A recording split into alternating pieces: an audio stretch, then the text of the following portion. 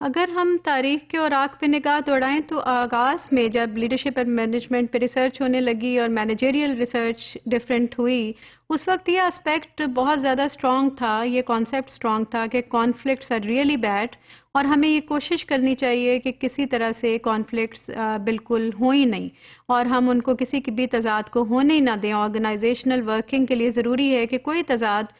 कभी भी सामने ना आए जो कि कॉन्फ्लिक्ट्स की सिचुएशन पे जाए। लेकिन इवेंचुअली हमें ये सोचने पर हमें ये रिसर्च में एक टिल्ट नज़र आता है, जबकि ये सवाल उठने लगा कि क्या वाकई हकीकतन इस तरह से मुमकिन है कि जब हम ह्यूमन बींग्स के साथ डील कर रहे हों, जिनमें इमोशंस भी हैं, जिनमें से हर किसी का कॉग्निटिव डोमेन भी फ़र्क है, फिज़िकल डेवलपमेंट भी फ़र्क है, उनके सिनेरियोज़ भी फ़र्क हैं, कॉन्टेक्स्ट भी फ़र्क हैं, तो क्या इस तरह की एक आइडियलिज्म को एक्सपेक्ट करना एक अच्छी अप्रोच हो सकती है या नहीं, जबकि किसी भी तरह का डिफरेंस ऑफ ओपिनियन एग्जिस्ट ही ना करे और कॉन्फ्लिक्ट्स हों ही ना। तो इसमें हमें बहुत ज़्यादा क्लियर नज़र आता है कि प्रॉबली ऐसा होना नेक्स्ट टू इम्पॉसिबल है, बिकॉज़ हर इंसान की अपनी सोच है, हर इंसान के अपने अकायद, तसव्वुरात हैं, नज़रियात हैं, हर इंसान की एक अपनी ज़िंदगी है और उसका बैकग्राउंड है जो कि वो अपनी ऑर्गेनाइजेशन में अपने साथ लाता है व्हेन ही और she joins any organization. And instead of feeling threatened because of all of this diversity, we should have an appetite to appreciate this diversity because this brings too many different kind of experiences, mindsets, approaches and abilities to handle different scenarios. और इस difference की वजह से conflict होना किसी भी organisation में एक नॉर्मल रूटीन फीचर नज़र आता है और वो हम अगर अपने इर्द गिर्द भी निगाह दौड़ाएं तो शायद हमारी आम जिंदगी में, चाहे हमारी पर्सनल लाइफ है या हमारी प्रोफेशनल वर्क प्लेस है, हमारी लर्निंग ऑर्गेनाइजेशन है या कोई भी ऑर्गेनाइजेशन है, सो हमें शायद ही इस तरह की कोई हमारे जहन में वाक़या ना आए कि जब हम कहें कि वी हैव नेवर सीन और experienced conflict. It is a very normal routine procedure or experience that does take place in any kind of work environment, so we should accept that this reality. So there are also to be a large degree predictable and expectable. Now as a manager and leader, आपको ये skill होनी चाहिए, ये ability होनी चाहिए कि you can predict, foresee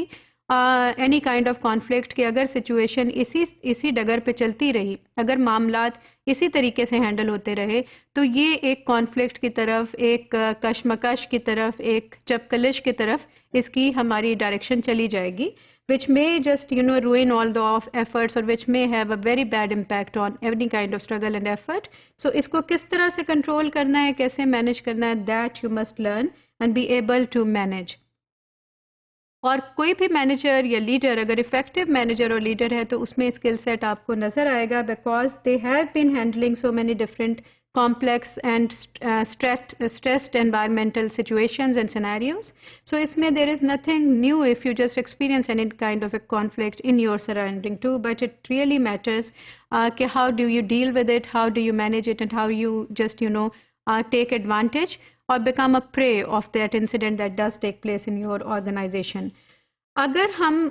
कोई भी